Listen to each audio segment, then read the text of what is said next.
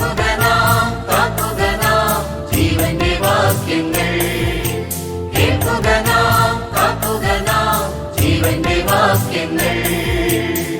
പഴയ കുന്തക്കുരുടി എന്ന നവമാധ്യമ വേദിയിൽ ഞാൻ കേട്ടത് നിങ്ങളോട് എന്ന ധ്യാനചിന്ത പരിപാടിയിലേക്ക് സ്വാഗതം. ദൈവനാമത്തിന് മഹത്വമുണ്ടാകട്ടെ.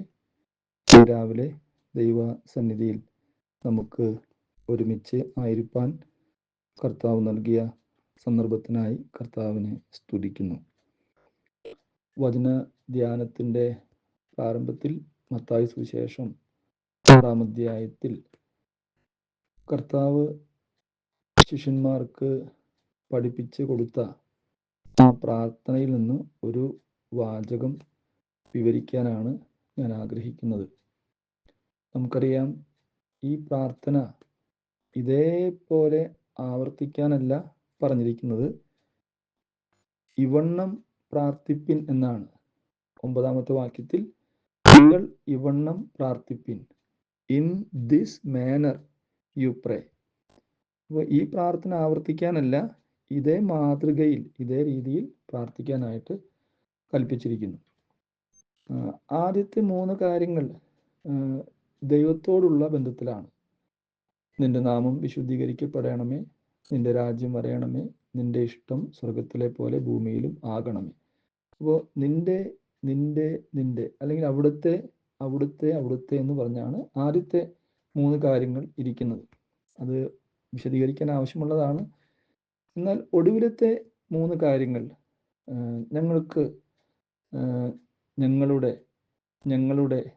ഞങ്ങളെ എന്നൊക്കെയാണ് അതിൻ്റെ വാചകം ആരംഭിക്കുന്നത്. അതിൽ 11-ാമത്തെ വാക്യത്തിൽ ഞങ്ങൾക്ക് ആവശ്യമുള്ള ആഹാരം ഇന്ന് തരയണമേ, ഗിവ് അസ് അവർ ഡെയിലി ബ്രെഡ്. അപ്പോൾ ഒന്നാമതായി ആഹാരത്തിനു വേണ്ടി പ്രാർത്ഥിപ്പാൻ കർത്താവ് കൽപ്പിച്ചിരിക്കുന്നു. ആഹാരത്തിനു വേണ്ടി പ്രാർത്ഥിക്കുന്നത് തെറ്റോ പാപമോ ഒന്നുമല്ല. പ്രാർത്ഥിക്കാൻ കർത്താവ് കൽപ്പിച്ചിരിക്കുകയാണ്. പ്രാർത്ഥിക്കാതിരിക്കുന്നതാണ് പാപം. പ്രാർത്ഥിക്കാതിരിക്കുന്നത് പാപമാണെന്ന് അറിയുന്നില്ല അനേകർ. അതുകൊണ്ട് അത് മറഞ്ഞിരിക്കുന്ന പാപമാണ്. ആഹാരത്തിനു വേണ്ടി പ്രാർത്ഥിപ്പാനായിട്ട് കർത്താവ് കൽപ്പിച്ചിരിക്കുന്നു. രണ്ടാമതായി, ആവശ്യമുള്ള ആഹാരം ഇന്ന് തരയണമേ. ആവശ്യമുള്ള ആഹാരം എന്ന് പറഞ്ഞാൽ ആവശ്യമില്ലാത്ത ആഹാരം കഴിപ്പാൻ ഇടയാകരുത്. ആവശ്യമുള്ളത് എന്താണ്, ആവശ്യമില്ലാത്തത് എന്താണെന്ന് നമുക്കറിഞ്ഞുകൂടാ. നമ്മുടെ ശരീരത്തിന് ആവശ്യമായത് ലഭിക്കുവാൻ നാം പ്രാർത്ഥിച്ചേ തീരൂ. ഇല്ലെങ്കിൽ ആവശ്യമില്ലാത്ത ആഹാരങ്ങൾ കഴിച്ച് അപകടങ്ങൾ വിളിച്ചു വരുത്തുവാൻ ഇടയാകും, രോഗങ്ങൾ വരാൻ ഇടയാകും. അതുകൊണ്ട് ഈ പ്രാർത്ഥന വളരെ അത് അന്വർത്ഥമാണ്. ഇത് ആവശ്യമുള്ള പ്രാർത്ഥനയാണ്. നമുക്ക് ആവശ്യമുള്ള ആഹാരത്തിനായിട്ട് പ്രാർത്ഥിക്കണം. അത് മാത്രമല്ല, ആവശ്യമുള്ള എന്ന് പറയുമ്പോൾ അത് അതിൻ്റെ അളവിലും അഥവാ ക്വാണ്ടിറ്റിയിലും അത് വാസ്തവമാണ്. ആവശ്യമുള്ള ആഹാരം തന്നെയാണെങ്കിലും അമിതമായിട്ട് കഴിച്ചാൽ അതും പ്രയാസമാണ്. സഭാപ്രസംഗിയുടെ പുസ്തകത്തിൽ നാം ഇങ്ങനെ ഒരു വാക്യം വായിക്കുന്നുണ്ട്. 10-ാം അധ്യായത്തിൻ്റെ 17-ാമത്തെ വാക്യത്തിൽ, കുലീനനായ രാജാവും മദ്യപാനത്തിനല്ല ബലത്തിനു വേണ്ടി മാത്രം തക്ക സമയത്ത് ഭക്ഷണം കഴിക്കുന്ന പ്രഭുക്കന്മാരും ഉള്ള ദേശമേ നിനക്ക് ഭാഗ്യം. അപ്പോൾ അവിടെ ബലത്തിനു വേണ്ടി മാത്രം എപ്പോൾ ഭക്ഷണം കഴിക്കണം? ബലത്തിനു വേണ്ടി മാത്രം ഭക്ഷണം കഴിക്കണം. എപ്പോൾ കഴിക്കണം? തക്ക സമയത്ത് ഭക്ഷണം കഴിക്കണം എന്നൊരു പ്രമാണം നമ്മിവിടെ കാണുന്നു. അതുകൊണ്ട് ആവശ്യമുള്ള ആഹാരത്തിന് വേണ്ടി അതിൻ്റെ ക്വാണ്ടിറ്റി എത്രയാകണം, എപ്പോൾ കഴിക്കണം, ഇതൊക്കെ അതിനകത്ത് നാം കാണുന്നു. ഈ പ്രാർത്ഥന വളരെ അന്വർത്ഥമായ, വളരെ മീനിങ് ആയിട്ടുള്ള അർത്ഥവത്തായ പ്രാർത്ഥനയാണ്. അതുപോലെ ആവശ്യമുള്ള എന്ന് പറയുമ്പോൾ ഓരോ സന്ദർഭത്തിനും ആവശ്യമായ ഭക്ഷണമുണ്ട്. ഉദാഹരണത്തിന്, നിരന്തരം പ്രാർത്ഥിപ്പാൻ നിയമിക്കപ്പെട്ട ഏലിയാവിന് കർത്താവ് ഭക്ഷണം കൊടുത്തത് നാം കാണുന്നു. കെരീത്ത് തോട്ടിൽ അതിനരികെ അവൻ ഇരിക്കുമ്പോൾ 1 രാജാക്കന്മാർ 17-ാം അധ്യായത്തിൻ്റെ 6-ാമത്തെ വാക്യം വായിക്കുമ്പോൾ അവിടെ ഏലിയാവിന് കൊടുത്ത കൽപ്പന, നീ അവിടെ ഒളിച്ചിരിക്കണം, കെരീത്ത് തോട്ടിൽ അതിനരികെ ഒളിച്ചിരിക്കണം, നിന്നെ പോഷിപ്പിക്കേണ്ടതിന്, നിനക്ക് ഭക്ഷണം തരേണ്ടതിന് ഞാൻ കാക്കയോട് കൽപ്പിച്ചിരിക്കുന്നു. അങ്ങനെ 6-ാം വാക്യത്തിൽ കാക്ക അവന് രാവിലെ അപ്പവും ഇറച്ചിയും വൈകുന്നേരത്ത് അപ്പവും ഇറച്ചിയും കൊണ്ടുവന്ന് കൊടുക്കും, തോട്ടിൽ നിന്ന് അവൻ കുടിക്കും. അപ്പോൾ നിരന്തരം പ്രാർത്ഥിക്കാനായിട്ട് നിയമിക്കപ്പെട്ട ഏലിയാവിന് ദൈവം കൊടുത്ത ഭക്ഷണം അപ്പവും സാമ്പാറും അല്ല, അപ്പവും ചട്നിയുമല്ല, അപ്പവും ഇറച്ചിയുമാണ്. അതും ദിവസത്തിൽ 2 നേരമാണ് കൊടുത്തത്, രാവിലെയും വൈകുന്നേരവും. ഓരോ ശുശ്രൂഷയ്ക്കും ആവശ്യമായ ഭക്ഷണം നമുക്ക് ലഭിക്കണം, അതിനുവേണ്ടി പ്രാർത്ഥിക്കുകയാണ്.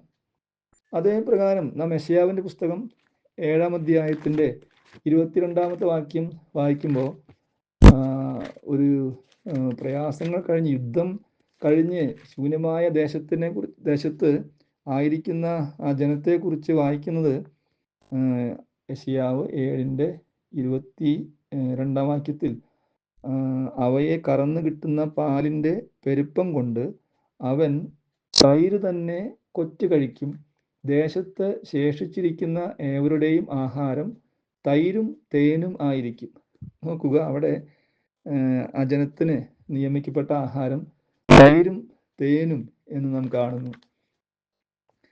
എസക്കിയേലിൻ്റെ പ്രവചനത്തിൽ എസക്കിയേൽ പക്ഷവാത ശുശ്രൂഷയ്ക്കായിട്ട് നിയമിക്കപ്പെട്ടപ്പോൾ, എസക്കിയേലിൻ്റെ പുസ്തകം 5-ാം അധ്യായത്തിൽ അവൻ ഇസ്രായേൽ ഗ്രഹത്തിൻ്റെ അകൃത്യം വഹിച്ചുകൊണ്ട് അവൻ പ്രാർത്ഥിപ്പാനായിട്ട് അവനെ നിയമിച്ചു. അവൻ യഹൂദ ഗ്രഹത്തിന് വേണ്ടി 40 ദിവസം അവൻ അകൃത്യം വഹിച്ചിട്ട് പ്രാർത്ഥിക്കണം, പക്ഷവാത പ്രാർത്ഥന ചെയ്യണം. അതുപോലെ ഇസ്രായേലിന് വേണ്ടി 390 ദിവസം അവൻ പ്രാർത്ഥിക്കണം, പക്ഷവാതം ചെയ്യണം, ആ അകൃത്യം വഹിച്ചിട്ട് അവന് ആയിരിക്കണം. അങ്ങനെ ആയിരിക്കുമ്പോൾ അവന് കൊടുത്ത ഭക്ഷണം യെഹെസ്കേൽ 4-ാം അധ്യായത്തിൻ്റെ 9-ാമത്തെ വാക്യത്തിൽ നാം വായിക്കുന്നു, ഈ കോതമ്പും യവവും അമരയും ചെറുപയറും തിനയും ചോളവും എടുത്ത് ഒരു പാത്രത്തിൽ ഇട്ട് അവ കൊണ്ട് അപ്പമുണ്ടാക്കുക, നീ വശം ചെരിഞ്ഞ് കിടക്കുന്ന ദിവസങ്ങളുടെ എണ്ണത്തിനൊത്തവണ്ണം 390 ദിവസം അത് തിന്നേണം. നീ ഭക്ഷിക്കുന്ന ആഹാരം ഒരു ദിവസത്തേക്ക് 20 ശേക്കേൽ തൂക്കമായിരിക്കണം. നേരത്തോട് നേരം നീ അതുകൊണ്ട് ഉപജീവിച്ചു കൊള്ളണം. വെള്ളവും അളവ് പ്രകാരം ഹീനിൽ 6-ൽ 1 ഓഹരി കുടിക്കണം. നേരത്തോട് നേരം നീ അത് കുടിക്കണം. നോക്കുക, ഇവിടെ പ്രവാചകന്റെ ഭക്ഷണക്രമം, ഡയറ്റ് ദൈവം നിർദ്ദേശിക്കുന്നതായിട്ട് കാണുന്നു. എത്ര മനോഹരമായ കാര്യമാണ്. അപ്പം ആവശ്യമുള്ള ആഹാരം തരണമേ എന്ന് പ്രാർത്ഥിക്കുന്നത് എത്രയോ മീനിങ് ഫുള്ളാണ്, അർത്ഥവത്താണ് എന്ന് നാം കാണുന്നു. അതേപ്രകാരം 1 തിമോത്തിയോസ് 4-ാം അധ്യായത്തിൻ്റെ ആദ്യ 3 വാക്യങ്ങൾ വായിക്കുമ്പോൾ ചില ഭക്ഷണ പദാർത്ഥങ്ങൾ കഴിക്കരുത് എന്ന് പറയുന്നത് ഭൂതങ്ങളുടെ ഉപദേശമാണെന്ന് നാം വായിക്കുന്നു. 1 തിമോത്തിയോസ് 4-ാം അധ്യായം, ഭാവി കാലത്ത് ചിലർ വ്യാജാത്മാക്കളെയും ഭൂതങ്ങളുടെ ഉപദേശങ്ങളെയും ആശ്രയിച്ച് ഭോഷ്ക് പറയുന്നവരുടെ കപടത്താൽ വിശ്വാസം ത്യജിക്കും എന്ന് ആത്മാവ് തെളിവായി പറയുന്നു. അവർ സ്വന്തം മനസാക്ഷിയിൽ ചൂടുവെച്ചവരായി വിവാഹം വിലക്കുകയും സത്യത്തെ ഗ്രഹിച്ചിരിക്കുന്ന വിശ്വാസികൾ സ്തോത്രത്തോടെ അനുഭവിപ്പാൻ ദൈവം സൃഷ്ടിച്ച ഭോജ്യങ്ങളെ വർജിക്കണം എന്ന് കൽപ്പിക്കുകയും ചെയ്യും. അപ്പോൾ ചില ഭക്ഷണങ്ങൾ കഴിക്കരുത് എന്ന് കൽപ്പിക്കുന്നത്, സ്ട്രിക്റ്റായിട്ട് കൽപ്പിക്കുകയാണ്, ഇന്ന ഭക്ഷണം കഴിക്കരുത് എന്ന് പറയുന്നത്, അത് ഭൂതങ്ങളുടെ ഉപദേശമാണെന്ന് വചനത്തിൽ പറഞ്ഞിരിക്കുകയാണ്. അതുകൊണ്ട് ആ കാര്യങ്ങൾ നോക്കണം. എന്നാൽ നമുക്കറിയാം, എന്തും കഴിക്കാനായിട്ട് നമുക്ക് അനുവാദമില്ല. വിലക്കപ്പെട്ട ചില കാര്യങ്ങൾ പ്രവൃത്തി പുസ്തകത്തിൽ നാം വായിക്കുന്നുണ്ട്. അവിടെ അപ്പോസ്തല പ്രവൃത്തി 15-ാം അധ്യായത്തിലേക്ക് വരുമ്പോൾ അവിടെ നാം ഇങ്ങനെ വായിക്കുന്നുണ്ട്, വിഗ്രഹാർപ്പിതം, രക്തം, ശ്വാസം മുട്ടിച്ചത്തത്, പരസംഗം എന്നിവ വർജിക്കുന്നത് ആവശ്യമെന്നല്ലാതെ അധികമായ ഭാരമൊന്നും നിങ്ങളുടെ മേൽ ചുമത്തരുത് എന്ന് പരിശുദ്ധാത്മാവിനും ഞങ്ങൾക്കും തോന്നിയിരിക്കുന്നു. അപ്പോൾ ഇത് വർജിച്ചു കൊണ്ടാൽ നന്ന്. അപ്പോൾ ചില ഭക്ഷണങ്ങൾ വർജിക്കാനായിട്ട് വാക്യത്തിൽ പറഞ്ഞിട്ടുണ്ട്. അത് പറയാത്ത കാര്യങ്ങൾ വർജിക്കുന്നതാണ് ഭൂതങ്ങളുടെ ഉപദേശമായിട്ട് കാണുന്നത്. അപ്പോൾ ഞങ്ങൾക്ക് ആവശ്യമുള്ള ആഹാരം ഇന്ന് തരണമേ എന്ന് പ്രാർത്ഥിക്കുന്നത് വളരെ അർത്ഥവത്താണ്. മൂന്നാമതായി, ഇന്നത്തെ ആഹാരത്തിന് വേണ്ടിയാണ് പ്രാർത്ഥിക്കാൻ പറഞ്ഞത്, നാളത്തെ ആഹാരത്തിന് വേണ്ടിയല്ല. ഗിവ് us അവർ ഡെയിലി ബ്രെഡ്. ഇന്ന് ഞങ്ങൾക്ക് ആവശ്യമുള്ള ആഹാരം, ഇന്നത്തേക്കുള്ള ആഹാരത്തിനാണ് പ്രാർത്ഥിക്കാൻ പറഞ്ഞിരിക്കുന്നത്. നാളെയെക്കുറിച്ച് വിചാരപ്പെടേണ്ട എന്ന് മത്തായി 6-ാം അധ്യായത്തിൻ്റെ 34-ാമത്തെ വാക്യത്തിൽ നാം വായിക്കുന്നു. നാളെയെക്കുറിച്ച് വിചാരപ്പെടേണ്ട, നാളത്തെ ദിവസം തനിക്കായി വിചാരപ്പെടുമല്ലോ, അതത് ദിവസത്തിന് അന്നന്നത്തെ ദോഷം മതി. ദൈവം മന്ന കൊടുത്തപ്പോൾ അത് അവര് ഡെയിലി അവർ പുറപ്പെട്ട് പോയി ശേഖരിക്കണമായിരുന്നു. ഒരാഴ്ചക്കുള്ള മന്ന ഒരുമിച്ച് ശേഖരിക്കാനായിട്ട് അനുവദിച്ചില്ല. ശബ്ബത്ത് ദിനത്തിൽ മാത്രം മന്ന വീഴുകയില്ല. അതുകൊണ്ട് തലേനാൾ അവർ ശേഖരിക്കുന്നത് കൊണ്ടുവരുമ്പോൾ അത് ഇരട്ടിയായിട്ട് കാണും എന്ന് ദൈവം പറഞ്ഞു. അവർ ഇരട്ടിയായിട്ട് പെറുക്കുന്നതല്ല, അവരത് കൊണ്ടുവരുമ്പോൾ അത് വർദ്ധിച്ചിരിക്കും എന്ന് ദൈവം പറഞ്ഞു. ശബ്ബത്ത് ദിവസത്തിൽ മന്ന വീഴുകയില്ല. ബാക്കി എല്ലാ ദിവസങ്ങളിലും മന്ന വീഴും. അവരത് പോയി ശേഖരിക്കേണ്ടത് ആവശ്യമായിരുന്നു. ഓരോ ദിവസത്തേക്ക് വേണ്ടത് അന്നന്ന് പെറുക്കിക്കൊള്ളണം എന്ന് പുറപ്പാട് 16-ാം അധ്യായത്തിൻ്റെ 4-ാം വാക്യത്തിൽ നാം വായിക്കുന്നു. പിറ്റേ ദിവസത്തേക്ക് അത് ശേഷിപ്പിക്കരുതെന്നും കർത്താവ് കൽപ്പിച്ചിരുന്നു. 19-ാമത്തെ വാക്യത്തിൽ നാം അങ്ങനെ വായിക്കുന്നുണ്ട്. പിറ്റേ നാളത്തേക്ക് ആരും ഒട്ടും ശേഷിപ്പിക്കരുതെന്ന് മോശെ പറഞ്ഞു. ചിലരനുസരണക്കേട് കാണിച്ചപ്പോൾ അത് ക്രമിച്ചു നാറി എന്ന് കാണുന്നു. അപ്പോൾ ഈ ഭക്ഷണകാര്യത്തിൽ ഇത് വളരെ എത്രയോ പ്രമാണങ്ങളാണ് നാം ഈ കാര്യത്തിൽ കാണുന്നത്. അപ്പം അതിനുവേണ്ടി പ്രാർത്ഥിക്കാൻ ആവശ്യപ്പെട്ടിരിക്കുകയാണ്. നമുക്ക് ആ പ്രാർത്ഥന നമ്മുടെ ജീവിതത്തിൽ പകർത്താം. ആവശ്യമുള്ള ആഹാരത്തിനായിട്ട് പ്രാർത്ഥിക്കാം. ദൈവത്തിൽ ആശ്രയിക്കുന്നതിൻ്റെ അടയാളമാണ് അത്. നാം നാളത്തേക്ക് വേണ്ടി ശേഖരിച്ചു വെക്കേണ്ട ആവശ്യമില്ല.